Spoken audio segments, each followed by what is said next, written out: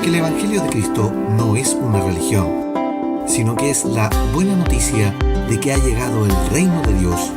Aquí comienza tu programa Caminando por el Reino con Rodo Nava.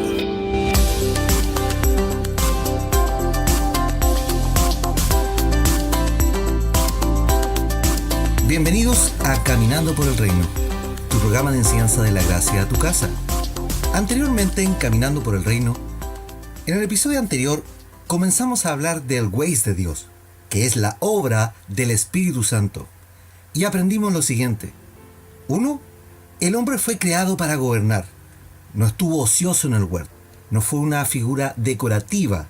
Dios lo puso a administrar lo que había creado. 2. Adán gozaba de la comunicación permanente con Dios.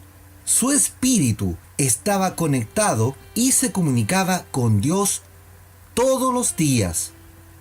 Cuando pecó, el pecado que entró en él lo desconectó de la comunicación espiritual que tenía con Dios y tuvo que escuchar audiblemente, es decir, con los oídos, la voz de Dios. 3. El Espíritu es quien nos guía a la verdad. Así lo dice Jesucristo hablando de la llegada del Espíritu posteriormente a su partida. El Espíritu os guiará a toda verdad y toda justicia. Y 4, al igual que la aplicación Waze, que nos guía por el tráfico de la ciudad, el Espíritu de Dios nos guía en la vida para conducirnos por la mejor ruta. Cabe señalar que el Espíritu Santo no es la tercera persona de la Trinidad. Pensar que el Espíritu Santo es eso, de verdad, que es mezquino. Con lo que el Espíritu Santo realmente es, debes entender que el dogma Trinidad fue un consenso tras el discutir de muchos teólogos y por muchos meses en el Concilio de Nicea del año 325 después de Cristo, y que fue ordenado por el emperador romano Constantino, y de cuyo concilio también nace la Iglesia Católica. El Espíritu Santo es mucho más que un concepto dogmático para tratar de explicar su operación. Pablo, en la primera carta a los Corintios, les llama la atención ante su mal comportamiento y les dice en 1 Corintios capítulo 6, el versículo 19 dice: ¿no se dan cuenta de que su cuerpo es el templo del Espíritu Santo, quien vive en ustedes y les fue dado por Dios? Ustedes no se pertenecen a sí mismos porque Dios los compró a un alto precio. Por lo tanto, honren a Dios con su cuerpo. 1 Corintios capítulo 6, versículos 19 y 20 en la versión NTV. Y como le explicó también Pablo a los corintios que sus cuerpos son el templo en donde habita el Espíritu Santo, en su segunda carta les dice lo siguiente. 2 Corintios capítulo 3. En cambio, cuando alguien se vuelve al Señor, el velo le es quitado, pues el Señor es el Espíritu, y donde está el Espíritu del Señor, allí hay libertad. Así que todos nosotros, a quienes nos ha sido quitado el velo, podemos ver y reflejar la gloria del Señor. El Señor, quien es el Espíritu, nos hace más y más parecidos a Él a medida que somos transformados a su gloriosa imagen. 2 Corintios capítulo 3, versículo 16 al 18 en la versión NTV.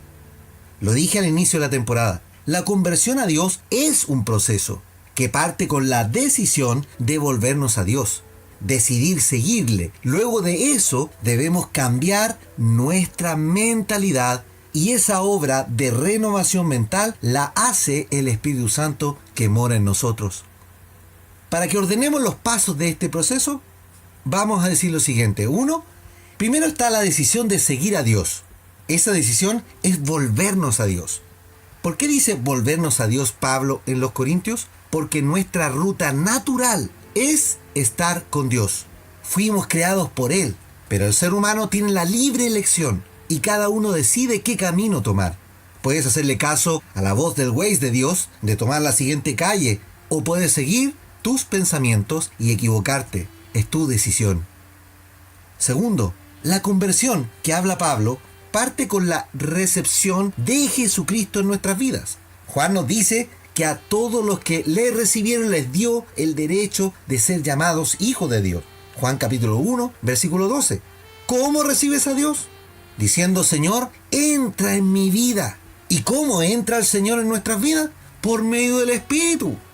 Tercero, al recibir a Jesucristo en nuestras vidas, que es el momento que entra Él con su Espíritu en ti, en ese momento comienza tu proceso de transformación, según lo que acabamos de leer en 2 Corintios capítulo 3. Él dice: el Señor es el Espíritu, y donde está el Espíritu, allí hay libertad. Por ende, el proceso de transformación te da libertad. ¿De qué tipo de libertad habla Pablo? La libertad de tus pensamientos, de tus barreras ideológicas, de tu formación como humano, que es muy probable que esté contraria a Dios, etc. Dios nos liberta por medio del Espíritu. La liberación que habla el Señor contiene algo súper importante. Él dice: y conoceréis la verdad, y la verdad os hará libre. Por lo tanto, el Espíritu nos lleva a la verdad y la verdad nos hace libres. Cuarto, la recepción implica aceptar la obra de la cruz en tu vida. Por ende, Él pagó el precio por ti.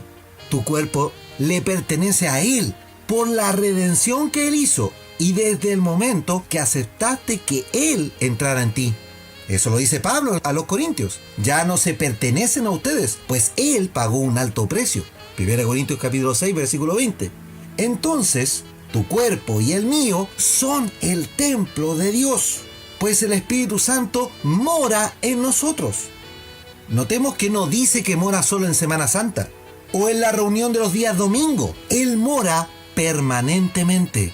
A raíz de esto, que el reclamo de Pablo sobre el pecado sexual es una situación grave. Si entendemos que Dios mora en nosotros por su Espíritu depositado en nuestras vidas, pues estamos corrompiendo el templo de Dios, que es nuestro cuerpo.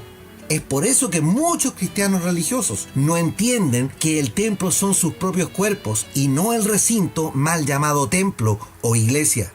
Y que el culto es diario y permanente en nuestros propios cuerpos para Dios. Cuando cambie tu manera de pensar, vas a entender perfecto que tu cuerpo es el templo de Dios y que tú eres miembro, además, del cuerpo de Cristo. Quinto, la recepción de Dios en nuestras vidas pone el ADN divino y se produce un engendramiento. Se planta la semilla de Dios, según lo que ya hemos aprendido de lo que nos dice Juan en el Evangelio, lo que significa que es puesta la semilla de la imagen de Cristo en nuestras vidas. ¡Qué glorioso esto! Y esto implica que debe ir creciendo Cristo en nosotros, de gloria en gloria, paso a paso, nivel por nivel, hasta que lleguemos a la plenitud de la estatura de Cristo. Por esta razón que tú y yo somos hijos y coherederos con Cristo. No somos cualquier cosa. Pablo así lo dice en la carta a los romanos, le dicen en Romanos capítulo 8.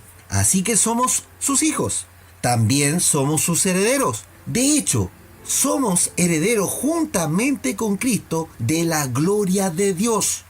Pero si vamos a participar de su gloria, también debemos participar de su sufrimiento. Romanos capítulo 8, versículo 17 en la versión NTV. Y por último, sexto, la conversión te lleva a ser miembro del cuerpo de Cristo. Cuando entra el Espíritu de Dios a tu vida y comienzas a sufrir toda esta transformación, tú te comienzas a convertir en miembro del cuerpo de Cristo. Y cuando decimos miembro, es decir, una parte funcional y activa del cuerpo del Señor. Miremos lo que nos dice Pablo en la carta a los Corintios. El cuerpo humano tiene muchas partes, pero las muchas partes forman un cuerpo entero. Lo mismo sucede con el cuerpo de Cristo. Entre nosotros hay algunos que son judíos y otros que son gentiles. Algunos son esclavos y otros son libres, pero todos fuimos bautizados en un solo cuerpo por un mismo Espíritu. Y todos compartimos el mismo Espíritu. Así es. El cuerpo consta de muchas partes, no de una sola parte. 1 Corintios capítulo 12, del versículo 12 al 14 en la versión NTV. Me gusta la frase que dice, todos compartimos el mismo espíritu. nos une el Espíritu Santo. Por ende, no puede haber divisiones en el cuerpo de Cristo, y menos doctrinales, pues eso es la obra del enemigo. Entonces tú y yo formamos parte del cuerpo de Cristo. Si lees detenidamente todo el capítulo 12 de Primera de Corintios, Pablo habla del cuerpo que somos y a quién representamos. Todos estos pasos que detallé son parte de la conversión y eso lo hace el Espíritu en nuestras vidas. ¿Y cómo Él actúa? Guiándonos a las verdades que necesitamos aprender y vivir. El proceso de conversión es vivencial. No es de conocimiento solamente. No se efectúa por asistir a un discipulado, sino que se vive el discipulado en tu vida. Por lo tanto, hablo de vivir la experiencia en Cristo. Todos los que tuvieron un encuentro con Dios en las Escrituras no quedaron iguales. Por lo que quien tiene un encuentro con Dios vive una transformación. La rapidez de la transformación o la lentitud de ese proceso va a depender de cuán rápido tú te deshaces de tus conocimientos humanos, de tus pergaminos ministeriales, de tu apellido de familia, de tu rango en la vida. Pues esa experiencia es la que vivió Pablo. Leamos lo que nos relata Lucas en el libro de los Hechos de los Apóstoles. Leamos Hechos capítulo 9, del versículo 1 y dice: Mientras tanto, Saulo pronunciaba amenazas en cada palabra y estaba ansioso por matar a los seguidores del Señor. Así que acudió al sumo sacerdote, le pidió cartas dirigidas a las sinagogas de Damasco para solicitarles su cooperación en el arresto de los seguidores del camino que se encontraran ahí. Su intención era llevarlos, a hombres y mujeres por igual, de regreso a Jerusalén encadenados. Al acercarse a Damasco para cumplir esa misión, la luz del cielo de repente brilló alrededor de él. Saulo cayó al suelo, se postró y oyó una voz que le decía: Saulo, Saulo, ¿por qué me persigues? Y él contestó y le dijo: ¿Quién eres, Señor? Yo soy Jesús, a quien tú persigues, le contestó la voz. Ahora levántate, entra en la ciudad y se te dirá lo que debes hacer. Los hombres que estaban con Saulo se quedaron mudos porque oían el sonido de una voz, pero no veían a nadie. Saulo se levantó del suelo, pero cuando abrió los ojos estaba ciego. Entonces sus acompañantes le llevaron de la mano hasta Damasco, y allí permaneció ciego durante 3 días sin comer ni beber. Hechos capítulo 9, del versículo 1 al 9 en la versión NTV. Saulo o Pablo era un fariseo importante, un hombre con rango, un hombre educado equivalente a un universitario de nuestros días, un profesional, comerciante, hijo de una destacada familia de Tarso. Él creía defender al gran Dios de los creyentes de Jesucristo, pero fue el propio gran Yo Soy el que lo detiene, y desde ese momento Saulo no volvió a ser el mismo. Fijémonos en 2 detalles. Saulo no conocía a Dios, por lo que Dios le habla audiblemente y testigos están los hombres que acompañaban a Saulo. Luego lo manda a la ciudad y en paralelo el Señor le habla a Ananías, un hombre que estaba orando, quien es un discípulo del Señor y por ende le habla por una visión acerca de Saulo. Ananías conoce al Señor y a pesar de discutir con Dios de lo malo que era Saulo, Dios le dice: Él me es instrumento para predicar a los gentiles. Finalmente, Ananías obedece la voz de Dios y él hace lo siguiente, en el mismo capítulo de Hechos capítulo 9, versículo 17. Así que Ananías fue y encontró a Saulo, puso su mano sobre él y le dijo: Hermano Saulo, el Señor Jesús, quien se te apareció en el camino, me ha enviado para que recobres la vista y seas lleno del Espíritu Santo. Al instante, algo como escamas cayó de los ojos de Saulo y recobró la vista. Luego se levantó y fue bautizado. Después comió algo y recuperó las fuerzas. Hechos capítulo 9, versículo 17 al 19 de la versión NTV. Ananías obedece a la voz del Espíritu, que lo guía a ungir a Saulo. Lo guía a poner las manos sobre él para hacer contacto del Espíritu. Y Saulo recibe 2 cosas en ese instante. Primero, la sanidad para sus ojos y luego el Espíritu Santo. Saulo tuvo 3 días para reflexionar de lo que había ocurrido. 3 días en que tuvo la ocasión de arrepentirse de lo que estaba haciendo. 3 días en que se da cuenta de lo mal que había actuado. estaba allí esperando la redención para su vida. Tal como Dios le dijo, no quiso ni comer ni beber agua. Todo su mundo, sus planes personales fueron trastornados por Dios. Nada de lo que él era iba a ser igual. La verdad le había sido revelada, por ende, todo cambió en él. Es por esto que recibe al Señor en el Espíritu. Decide convertirse y se bautiza. Pero después de 3 días de reflexión, en esa reflexión, él decidió seguir verdaderamente a Dios. Ya no como él creía, sino como Dios le dijo que era. Ese día del año 36 después de Cristo, a la edad de 32 años, un Saulo de Tarso, defensor de la ley y fariseo, cambió su vida porque tuvo un encuentro con Dios. No vemos en la conversión de Saulo que él salta, tampoco vemos que él danza, ni habla en lenguas, tampoco se cae al suelo, ni de espaldas, tampoco Ananías sopló sobre él. Tampoco lo persuadió a hablar en lenguas. Ananías simplemente puso las manos sobre él y le dijo: hermano Saulo, el Señor Jesús, quien se te apareció en el camino, me ha enviado para que recobres la vista y seas lleno del Espíritu Santo. Estoy seguro que esas palabras fueron de amor y con misericordia a un hombre que estaba en lo más terrible de su desolación por el encuentro sufrido con Dios, pero que fueron el bálsamo a su vida al recibir al Espíritu y recobrar la vista. Oremos al Señor. Señor amado, gracias te damos, Señor, porque tu Espíritu nos revela, porque tu Espíritu nos da vida, porque tu Espíritu nos transforma, porque tu Espíritu, Señor, cambia nuestra ruta por el camino correcto. Por eso que tus palabras fueron: el Espíritu os guiará a toda verdad.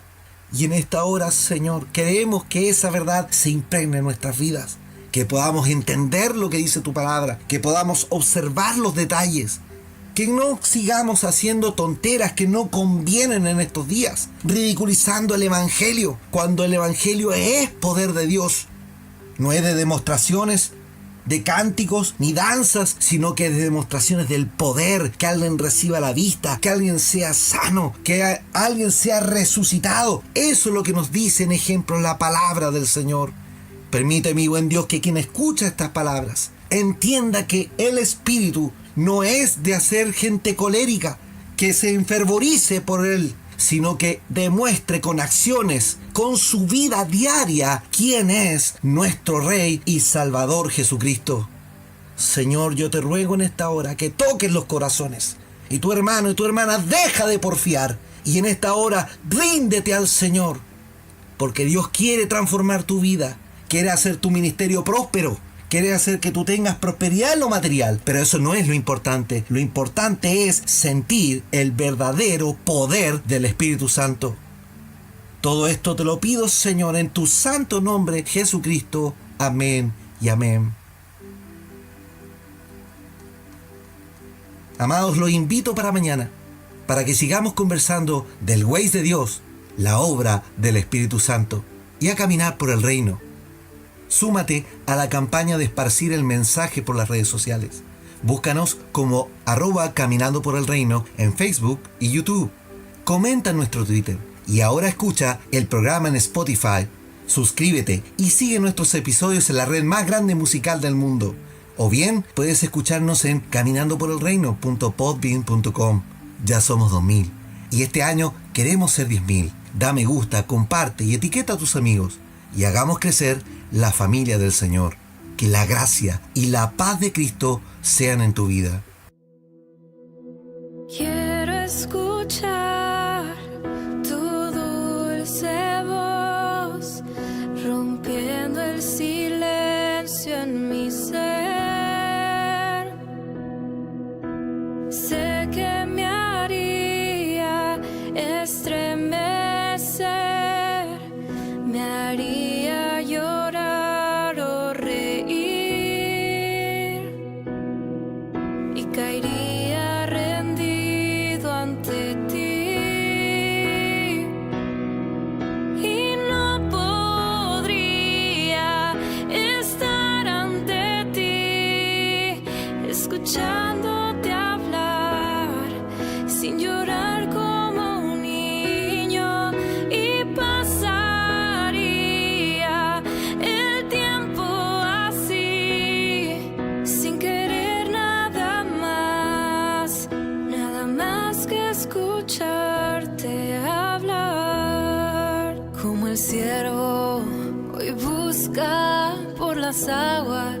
así clama mi alma por ti, Señor.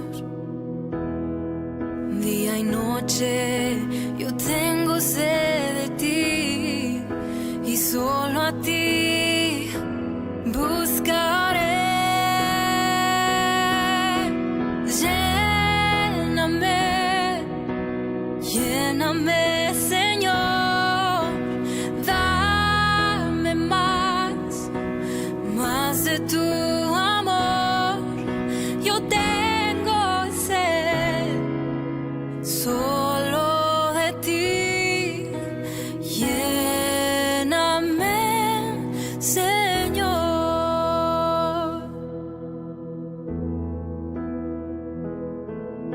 Cerca de ti yo quiero estar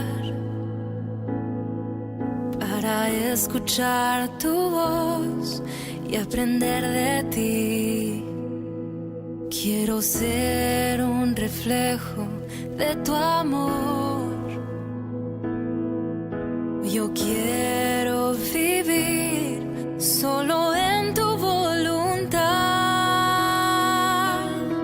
Jesús, Jesús, eres mi buen pastor.